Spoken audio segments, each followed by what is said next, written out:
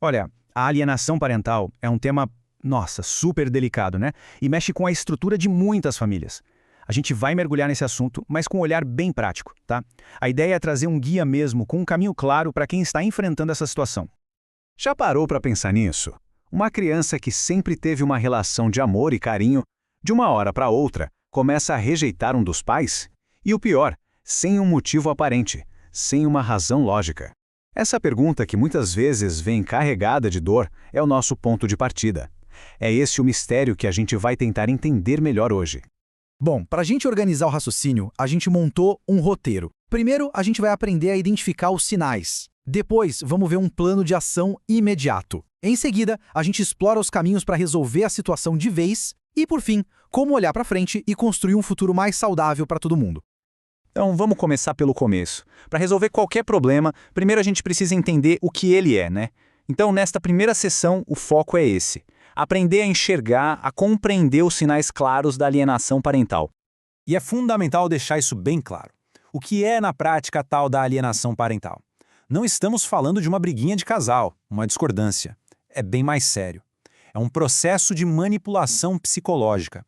Alguém, de forma deliberada, influencia a criança para que ela passe a rejeitar o outro genitor.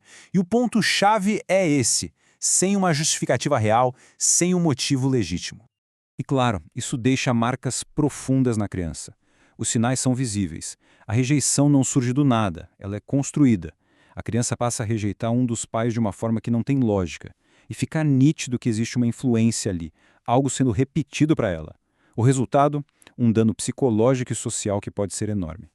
E enquanto isso, o que o genitor alienador está fazendo? Bom, não é algo que acontece por acaso. É uma manipulação consciente, estratégica mesmo. Existe um trabalho sistemático para minar, para destruir a relação da criança com o outro. Basicamente, se cria uma história falsa, uma narrativa para transformar o outro genitor num vilão. Certo. Entender os sinais é o primeiro grande passo. Mas, e agora? O que fazer a partir daí? É hora de agir.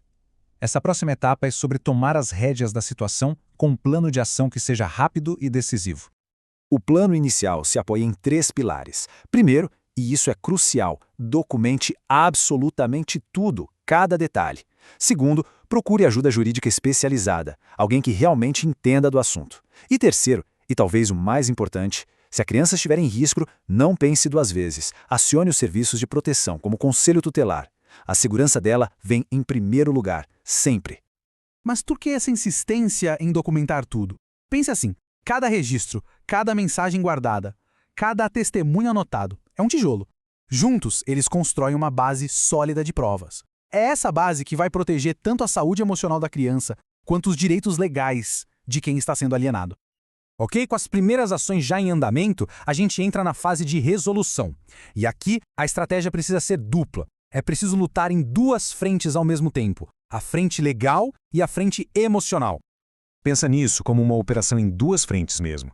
De um lado você tem as estratégias legais, pedir a modificação da guarda, solicitar uma avaliação com um perito psicólogo, buscar sanções na justiça contra o alienador. Do outro, e tão importante quanto, vem a cura psicológica. Terapia familiar, mediação para ajudar os pais a conversarem, apoio da escola. Uma coisa dá força para a outra, sabe? Elas se apoiam. E o que conecta tudo isso? O que faz a engrenagem girar? São as provas. Evidências concretas. É isso que transforma uma suspeita num fato aos olhos de um juiz. São os dossiês, as testemunhas, sem provas robustas, a luta para comprovar o dano e a alienação fica muito, mas muito mais difícil.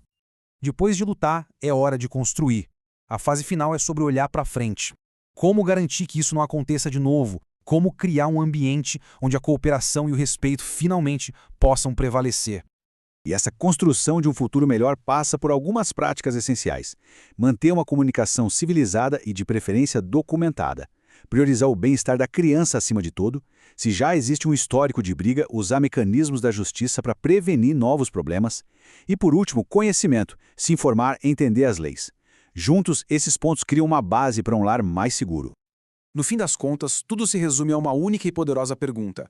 Como é que os pais conseguem colocar o bem-estar de longo prazo de uma criança acima do seu próprio conflito, da sua própria dor imediata? A resposta para isso não apenas combate a alienação, mas define o tipo de futuro que a gente está, de fato, construindo para os nossos filhos.